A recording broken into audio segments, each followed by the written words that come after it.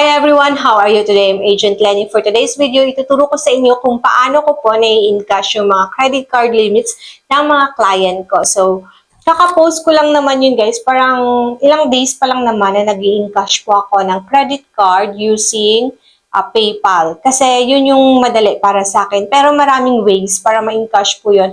Actually, meron ako ditong POS. Ito, nai-encash ko din siya dito guys. Once ano po dito yung mga client ko, maglalagay po sila ng card, yung mapupunta siya sa system ko. And then, may encash ko yun almost mga 15 days po. Then, ako muna yung nagbibigay sa kanila or they can swipe, gano'n. So, ito yung isa sa gamit ko. Pero kung hindi kayo makaka-walk-in, pwede naman kayo sa online transaction. So, sa online transaction, ang ginagamit ko naman PayPal.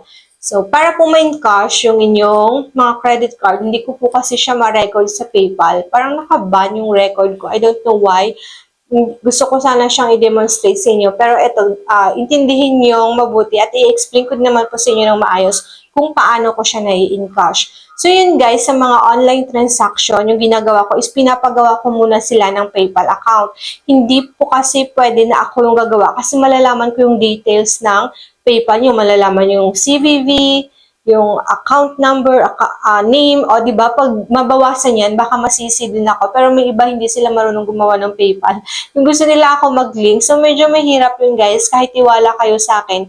Eh, paano yan kung babawasan pala yung PayPal yun ng ibang company? Di ba mahirap yun? Baka isisingin naman sa akin yun. Ayun guys, gusto ko, yung client ko is gumawa sila muna ng PayPal account bago sila makipag-transact. Madali lang naman po gumawa ng PayPal account para siyang GCash account. Gagawa ka lang nun, tapos ililink mo lang naman yung card mo doon. So, after mo link ng card, ang gagawin nyo po is sabihin nyo sa akin kung na-link nyo na at hihingin ko yung email address nyo. So, after ko mahingi yung email address nyo, magre-request ako sa inyo kung magkano po yung ika-cash out nyo. So, sa ika-cash out nyo po, for example, 5,000. So, may ibabawas lang po ako dyan na fee. So, magkano yung fee? Just message us on Agent Lenny. Kasi, baka sabihin ko dito and then, napag-message nyo doon is iba na pala yung price. Kasi pwedeng tumaas, pwedeng bumaba. Depende po guys kung pahirapan na ang pag-cash out. So, tataas talaga siya. Kasi po konti na lang yung naka-cash out or di kaya tumaas din yung fee ni PayPal kasi hindi po siya free. May fee din po siya pag ita-transfer po namin siya sa GCash. Pag kino-connect namin siya, parang nasa 1% yung PayPal to GCash yun. And then, may bawas din siya guys. Pag pipiliin nyo yung type of kung saan nyo siya i-send, parang ganon. Then, goods yung pipiliin nyo. May bawas siya pagdating sa amin.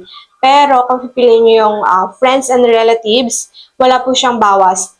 Unless, yung mga Atomy kasi, dun lang siya, Atomy ba yung tawag nyo dun? Oh, yes. Parang ganun, Atom or Atomy. Yun yung tawag dun natin.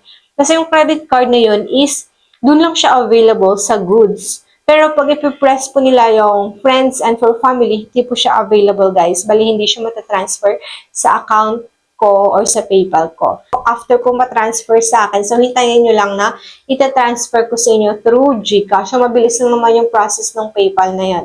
And then, kung hindi naman gagana sa inyo, meron pa pong ibang way, ituturo ko din sa inyo guys, kayo po yung pwedeng gumawa nun kasi talagang i-encode po doon yung inyong code.